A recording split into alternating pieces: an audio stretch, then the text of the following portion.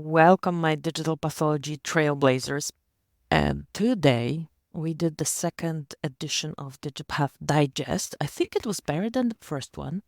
And I wanted to tell you why digital pathology newsletter audio edition that I started at the beginning of the year died and never was resuscitated. And it's the same reason why the abstract review, for now at least, is going to stay an abstract review, because doing it in a more sophisticated way is just not sustainable. So I'm going to link to the digital pathology newsletter stuff, that digital pathology newsletter audio that I published at the beginning of the year. And it was well listened. It was not that it had lower listening rates than the other episodes where I actually interview guests. And I did it twice and I was so enthusiastic, and then I just didn't do it again. And I remember when I was talking to Heather Couture one time when she started her podcast, she says, "Oh, I'm going to be having it every 2 weeks. And my newsletter is, I don't know if it's every week or every 2 weeks," which, by the way, she has a brilliant newsletter about publications as well, what's new in computer vision, and she reviews publications in text form.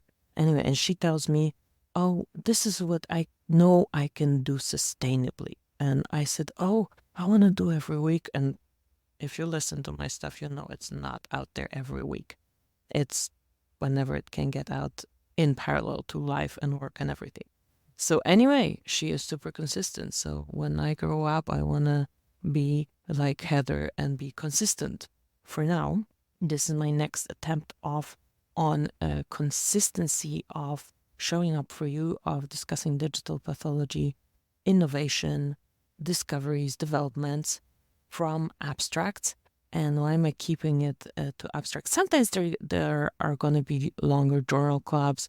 I'm thinking of opening this for sponsorships as well. If there is a company that has a high impact peer-reviewed publication and they would like me to review it in full, I'm open to doing that. But I treat it as an MVP, minimum viable product, minimum viable initiative that still brings value.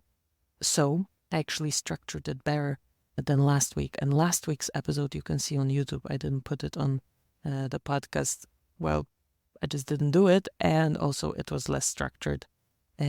So we have a very simple structure. We start, so currently it's at 6 a.m. EST. So I show up in the morning looking, I have to say, suboptimal. There are times where I look better on camera than at 6 in the morning, but it doesn't matter. And we review abstracts. And the abstracts come from a PubMed alert that I set up, and there's going to be a video very soon. I already have it edited, so I will be publishing probably this week and sending to everybody who's on my newsletter. So if you are not yet on the newsletter, please join, and you will also get my Digital Pathology 101 book for free when you join my newsletter. So this is where I'm going to be communicating with you about everything. Basically, I communicate there about everything. So I show up at 6 a.m. People show up and we talk about abstracts. And that's an MVP. And for now, it's going to stay like that. I show up. I took a little bit, like a couple of minutes, to let people join me. We start on time. I took just a little bit, a couple of minutes. Then we review abstracts.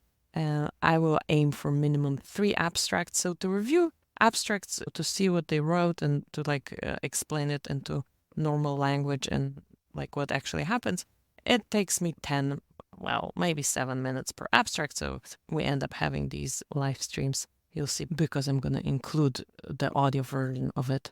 And the video version is, of course, on YouTube and also on LinkedIn and other platforms. The best one for sharing seems to be YouTube. So if you can go on YouTube, have a look at it, give it a like, and share with somebody, I will very, very much appreciate. But yeah, the structure, I talk a little bit. We review 3 abstracts, and I talk a little bit more about different things. And it can be books that I'm reading. It can be, today we were discussing the software that I'm exploring for literature research and different things like that. So long story short, the Digital Pathology newsletter was fantastic, but it died because it was not sustainable. I am trying to keep this consistent and sustainable.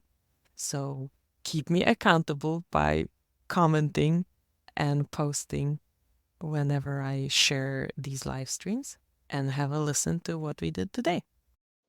Learn about the newest digital pathology trends in science and industry, meet the most interesting people in the niche, and gain insights relevant to your own projects. Here is where pathology meets computer science. You are listening to the Digital Pathology Podcast with your host, Dr. Alexandra Zhurov. Good morning, good morning, good morning, good morning, everyone. 6 a.m. I have my coffee. And we're going to be reviewing abstracts. And I see you coming in. I'm always so happy, especially today, because yesterday was the 4th of July. Today is the 5th of July. Give me a comment if you hear me, because I have a new setup. You can see this microphone.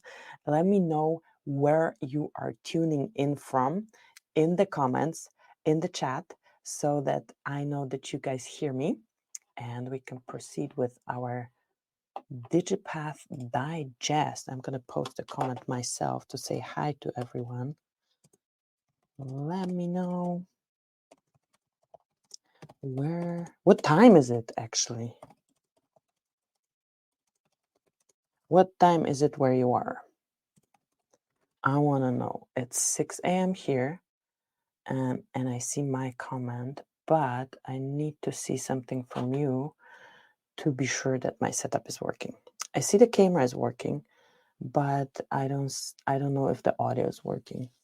Give me a yes for the audio, and I'm gonna tell you what we're gonna do today. We're gonna review abstracts, and we have an agenda today, official agenda. The agenda is, you can see it. Oh no, what did I do?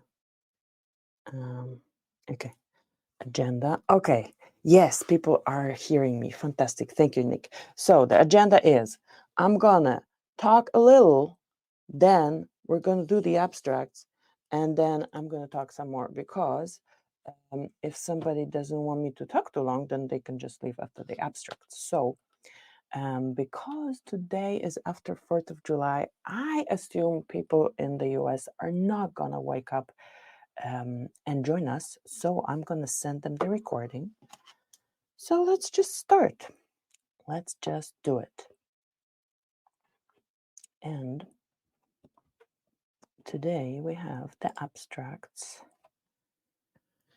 from June 29th. June 29th, which is last Saturday. So I have my PubMed alerts, and I did a little bit of preparation. So I pre-marked my stuff here, right? So and pre-marked the abstracts that we're going to be talking about. So let's start with molecular classification of breast cancer using weakly supervised learning, and the keyword is going to be weakly supervised learning. This is something that was done in a group from Korea, from Seoul. How do you pronounce Seoul? I would say Seoul in Polish, but it's Seoul, I think. Anyway, this Korean group did weekly supervised learning. So obviously, they did weekly supervised training for molecular classification, right? Molecular classification. But that's more or less what you do with weekly supervised training. So they, because molecular classification is crucial for effective treatment, it's important, right? And they did weekly supervised, like usually people do weekly supervised, because they don't want to do manual annotations. If you have ever done manual annotations, you know that it's time consuming. At some point you get discouraged as the annotator, and it's not scalable. Although there are companies that are offering this as a service and recruiting different doctors for different specialties, for pathology including, but also for radiology. So that's what they did. And they wanted to classify molecular subtypes of breast cancer. And they have had two data sets, two whole slide image data sets. Sorry, something else popping up on my desktop. Doesn't matter. And those data sets were from 1 kg from Korea University. Let's see if I can make it bigger. And one was just our TCGA that we know. This is the Cancer Genome Atlas that everybody is using for different research in digital pathology. So, and they did a visualization with an attention-based heat map and reviewed the histomorphological features, which is a method that people kind of like reverse. I don't want to say reverse engineer. I want to say reverse explain. So they see what the model is doing, where in this case they have an attention-based heat map. It's like with the dog, where you classify dogs and cats. I'm trying to change my view. When you classify dogs and cats, and you see that the model, you have a heat map, and you see that the model actually is showing the dog's head, and that's where it took the information from, that it is a dog. In contrast to, for example, that was what Anand Madabushi once told me, either in the podcast or in the conversation, that, they were classifying husky versus wolves, and this model was so good. It was so good that it was too good to be true, so that when they looked at the attention heat maps, the husky dogs had snow in the picture. So the model was focusing on the snow. It's this like red dot next to a tumor slide kind of thing. The model is gonna focus on the things that are most easy to recognize. So when you see that the model is actually focusing on things that are morphologically relevant, which pathologist is going to tell you, and that's good because it makes sense. So going back, I'm checking which is the best view. I guess this one. Yeah. So attention-based heat map, and they reviewed histomorphological features. So these were the two, KG and TCGA, were their data sets, and their results. They did the area under the receiver operating characteristics, and the value was 0.749. And they had a challenge because they had an imbalance among subtypes. So class imbalance in general is a problem in those machine learning models. So they merged the two data sets. They merged the data sets, and the resulting model was improved. And also they were happy because the attentive patches correlated well with widely recognized morphologic features. And what were these features? These were for triple negative subtype. Triple negative subtype was high incidence. I say because the focus on my screen improved. High incidence of high-grade tumor nuclei. There was necrosis and intramural tumor infiltrating lymphocytes. Intratumoral, so in the tumor. And there was the other subtype, luminal A subtype, and this showed a higher incidence of collagen fibers. So these are things that happen in those cancers, and they were happy because the model made sense. And this is fantastic. So moving on to our second abstract. We have clinical implementation of artificial intelligence assisted detection of breast cancer metastasis in sentinel lymph nodes. And of course, they have this funny name, Confident B, single center non-randomized clinical trial. Can you imagine? So this is a group from Utrecht, the Netherlands, Utrecht. They did this. They have a clinical trial. They have this. So let me tell you about the detection of breast node metastasis in. I need to find key shortcuts for switching between, because this is annoying for me and for you, I bet.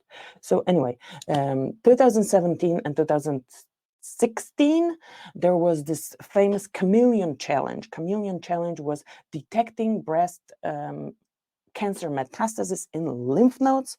And this is something that is happening on a regular basis when you do the diagnostic process of breast cancer. And these challenges, there were different groups challenged to which algorithm, which group is going to make the best algorithm to detect those cancer. Give me a yes if you've heard of this challenge. It's pretty famous. If you haven't, that's okay as well, because you now have. But I promised I'm going to be talking some more later. So, but give me a yes if you know chameleon challenge, or give me a chameleon, however you want to spell it. The spelling is funny. So, going back to this abstract.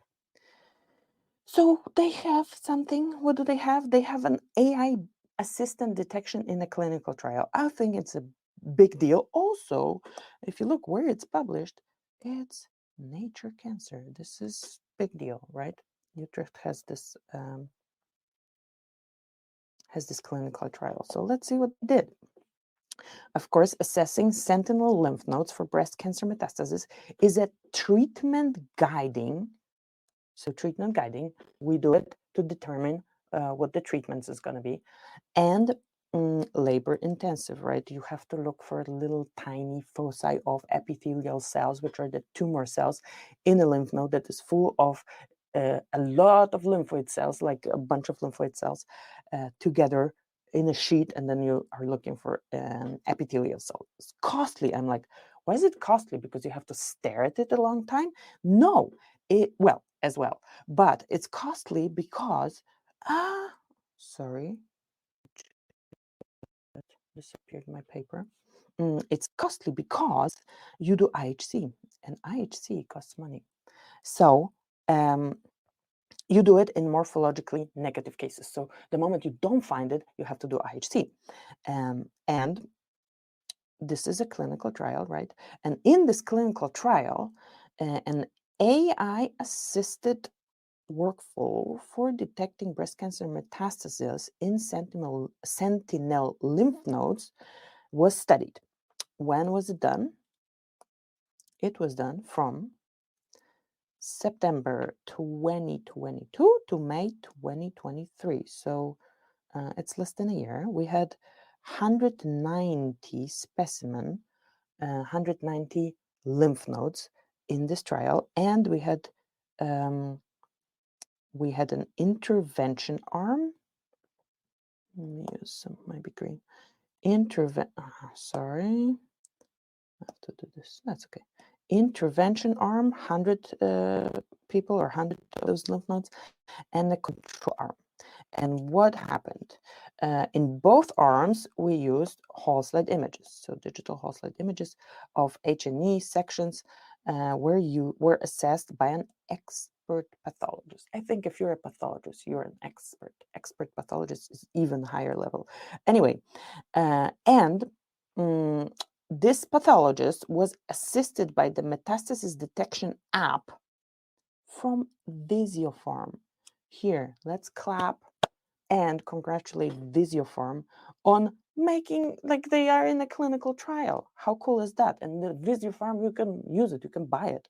So you can have a tool that was in clinical trial, this app. I don't know if they're selling this app. We will ask them. But basically, in the non-intervention arm, it was just visual, just the pathologist, and in the intervention arm, it was, nobody knows chameleon, by the way. Then give me a no, so that I know that you're still listening to me.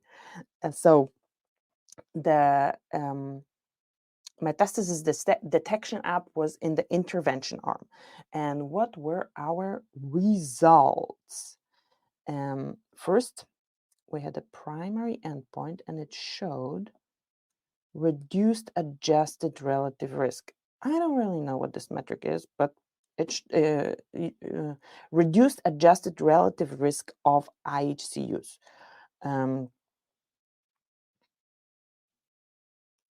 Honestly, I don't know this metric, but it showed reduced adjusted relative risk of IHCUs. And it was 0.68, 95% confidence interval. And for AI-assisted pathologists, right?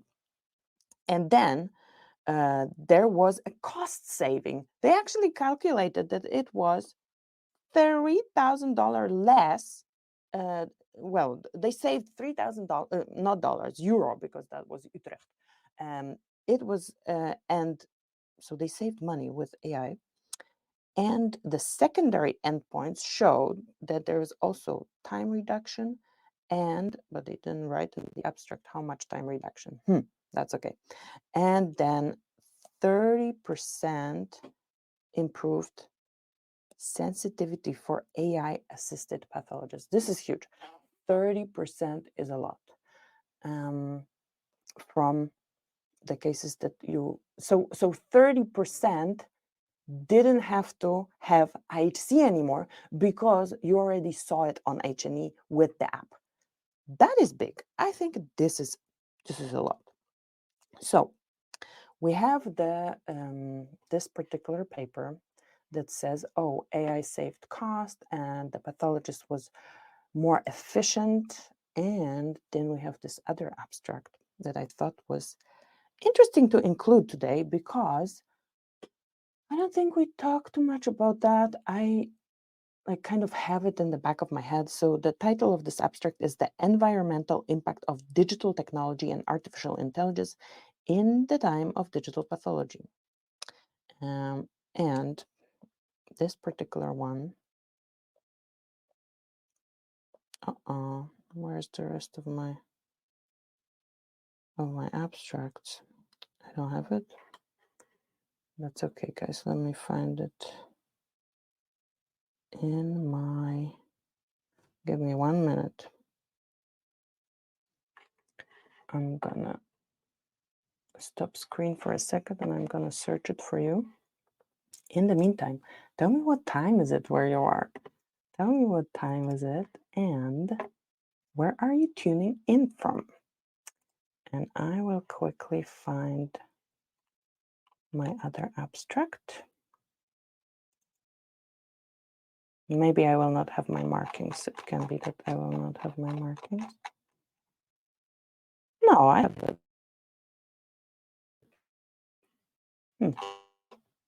Okay, differently.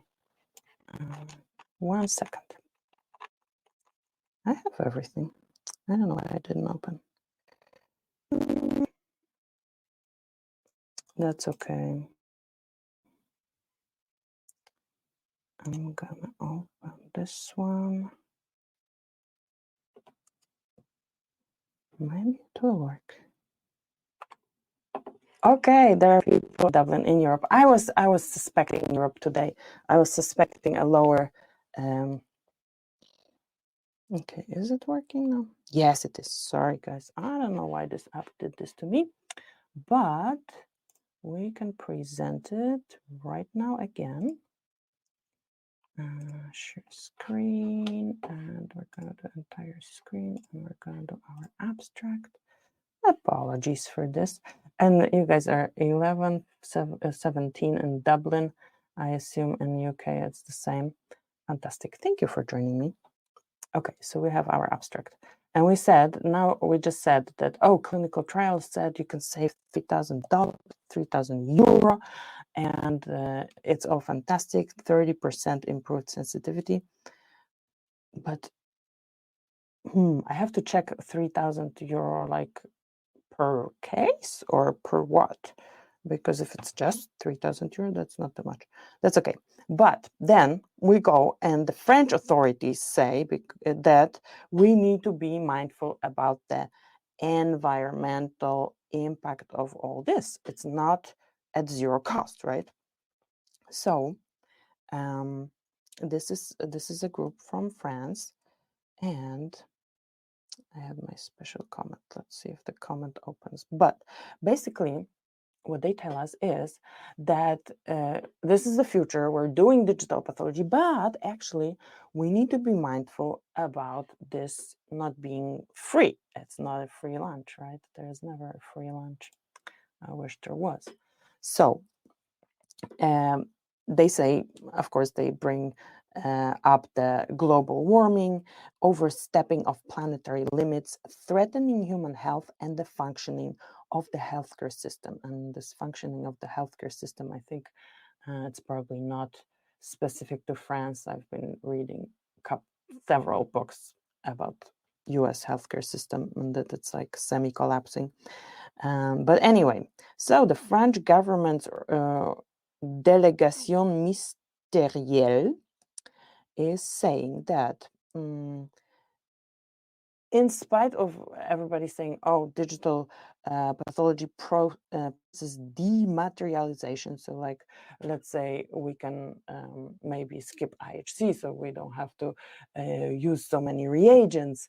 We don't have to make so many antibodies or different things like, right, we can predict molecular properties from tissue, all that stuff. Actually, it is a very material industry. They say it's very material, and it generates greenhouse gas emissions. It also consumes water and mineral resources and has social impacts. And the digital sector is impacting at every stage of manufacturing equipment, use of it, and end-of-life equipment, and it can only be recycled in a very limited extent. And that they say that we need to understand consequences and phenomena such as rebound effect. Let's see if it's going to open my note. It might not, but basically I looked up what the rebound effect is. But it is the effect that the lower the energy cost and the higher the efficiency of the energy, the higher the consumption of it. So actually, like, you don't save anything.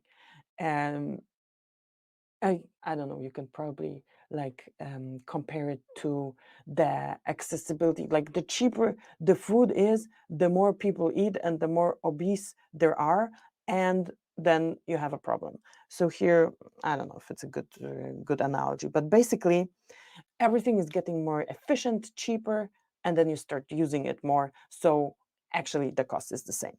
So that's what they are saying to be mindful of, which I think we should be mindful of, right? So they ask us to do implementation of a sober, responsible, and a sustainable digital pathology. How are we going to do this? I don't know. Maybe they said in this paper, so we would need to read the full paper. But I don't know. I think we're still like at the very beginning. Everybody wants to make it happen. So this is at least not that much talked of. Out of those 10 abstracts, there was only one of this. I mean, it's a niche topic. And I have a lot of abstracts, but we're not going to do all of them. I think I will usually just restrict myself to 3. And then I'm going to show you something else. So one was, let me find it. Here, this one. Digital versus manual tracing of cephalometric analysis, a systematic review of meta-analysis. This is not strictly digital pathology. This is actually cephalometry, is measuring different, like, more morphological, like shape of the head in X-rays or in tomography. So this is cephalometry. And what they did, this is Journal of Personalized Medicine. I checked, it's 3.4 impact factor. So I always compare it to my ToxPath journal, where all the toxicologic pathologists publish their stuff. And ToxPath, maybe is 2. Anyway, not like super high, but it's super niche as well. So I don't say it's like worse than higher impact factor. It's just super niche. But what happened here, and actually the point of this abstract is not this cephalometric analysis, because as pathologists and digital pathology professionals, we might not care. But what they did, because this was a meta-analysis, they did a systematic search using keywords. So they took keywords, right? They did digital and manual and cephalometry. So they wanted to have all the keywords in. That's why they used the and operator. And they searched a bunch of different databases, right? Some Medline, everywhere, Scopus, everything, Science Tech. They searched and they had results. The results was, okay, we found 20 studies, and between the 20 studies were between 2013 and 2023, and the conclusion is there is a trend. Sorry, it revealed trends suggesting that digital tracing may offer reliable measurements and specific cephalometric parameters, efficiency and accurately. I love this. It revealed trends that digital tracing may offer. So when I was studying for my boards, part of this is keeping up to date with the veterinary pathology literature, and we had kind of like criteria when to read a paper and study from it, and when not to read one. And when you would identify these words, trends and paper, it would be like, no way I'm reading this paper. But what I wanted to show you is, because they did the keyword research, I wanted to show you a new tool that I'm exploring. I actually talked to the people who designed this tool. So let me share a different screen. And I'm going to find you this tool. You can find it as well. It's called Undermined.ai. Undermined.ai, it's you have to make an account to actually use it. So let me share. Don't go away. I'm sharing. Screen, and we're gonna share this tab. Okay, Undermined.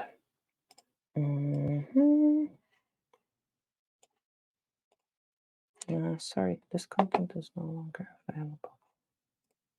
Am I streaming? Guys, let me know if I'm still streaming. I confused my tabs here. I confused my tabs,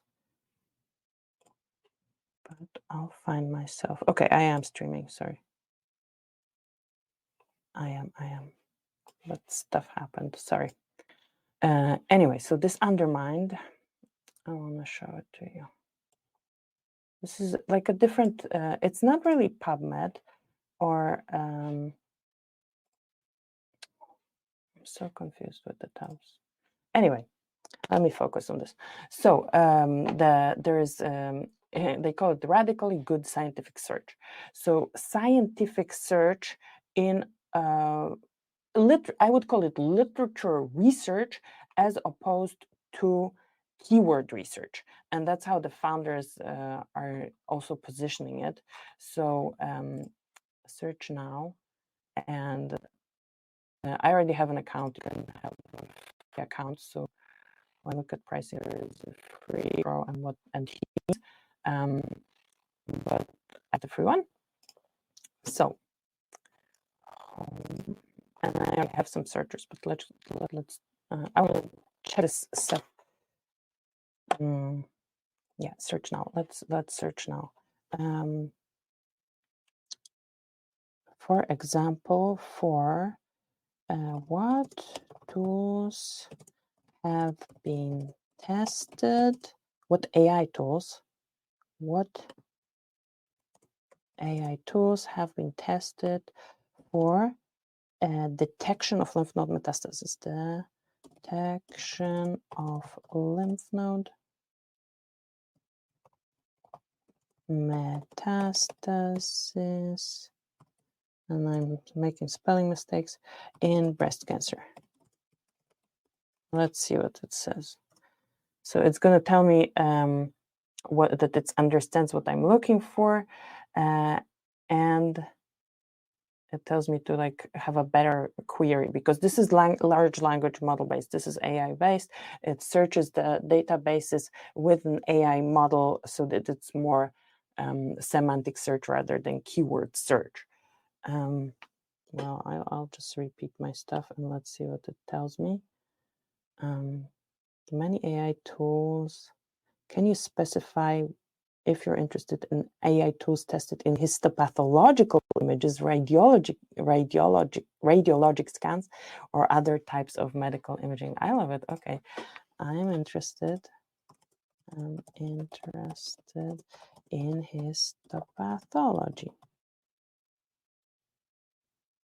Pathology. Okay. And then it gives you like this revised prompt. I want to find research articles that have tested AI tools for detection of lymph node metastasis in breast cancer using histopathology images. Like, I don't even know what keywords I would use, probably AI, lymph node, metastasis, but here I can just ask a question, right? So, because it's a large language model AI-based thing, it takes some time to generate a bunch of different papers that are relevant. I'm going to show it to you in a second. And let me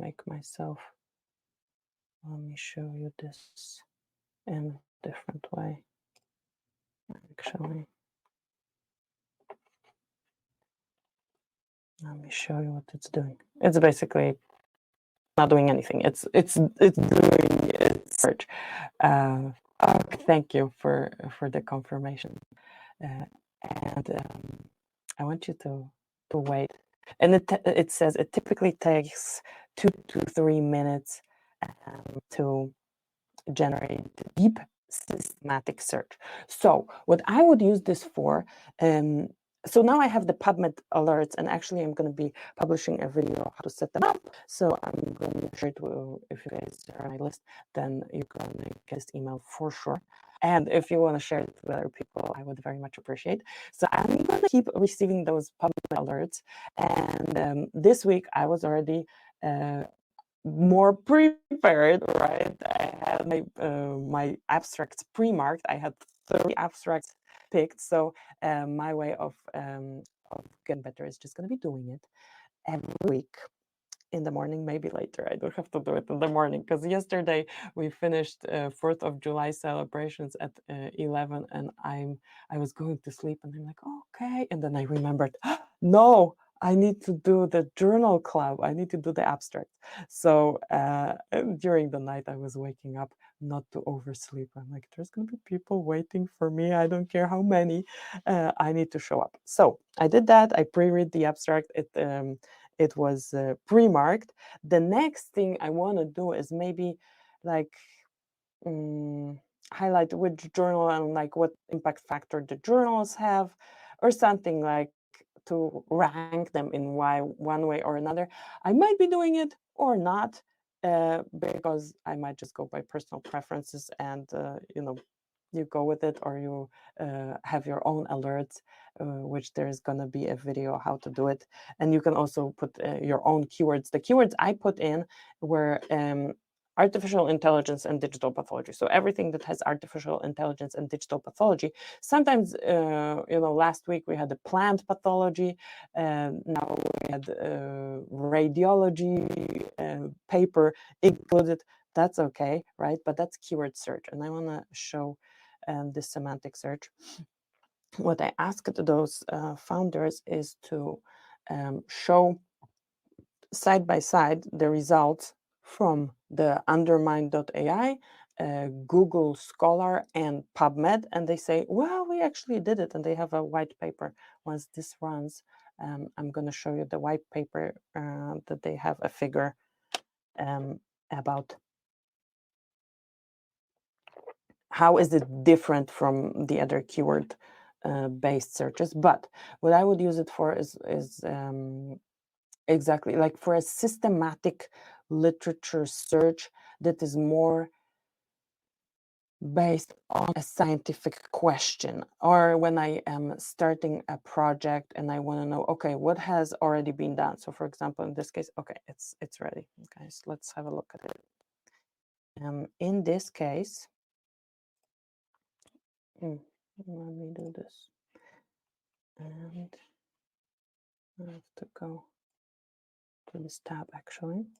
So in this case, our question was search topics. I want to find research articles that have tested AI tools for the detection of lymph node metastasis and breast cancer using histopathology images.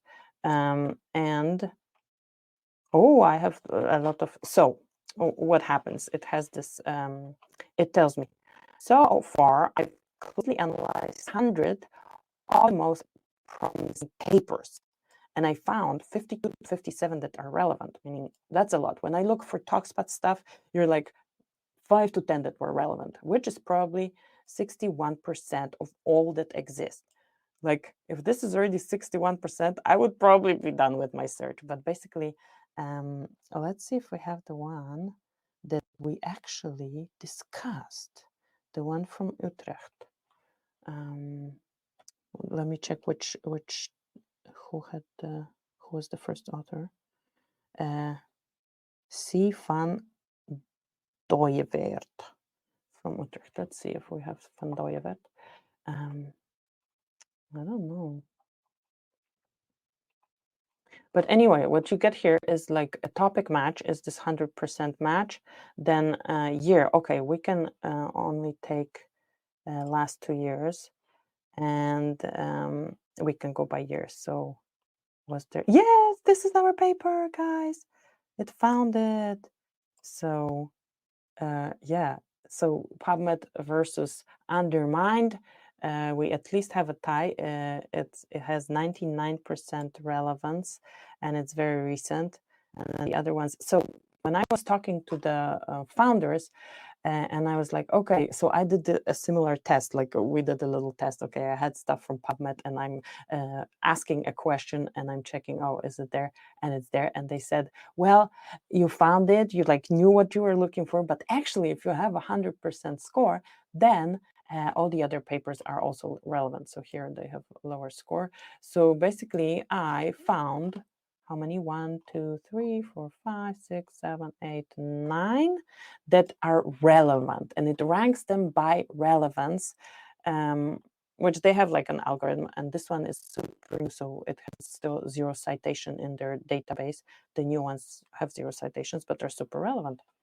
So that is what we have here. And we will meet next week to discuss more abstracts. Feel free to let me know when you're watching this as a replay, or just when you receive emails from me. Send me some papers that you want to have reviewed at some point. So what I'm going to be doing, I'm going to start. So for example, now there was this, whenever there is a commercial entity, a company involved, I'm going to ask them if they want to sponsor a live stream about their paper. So we might be doing that.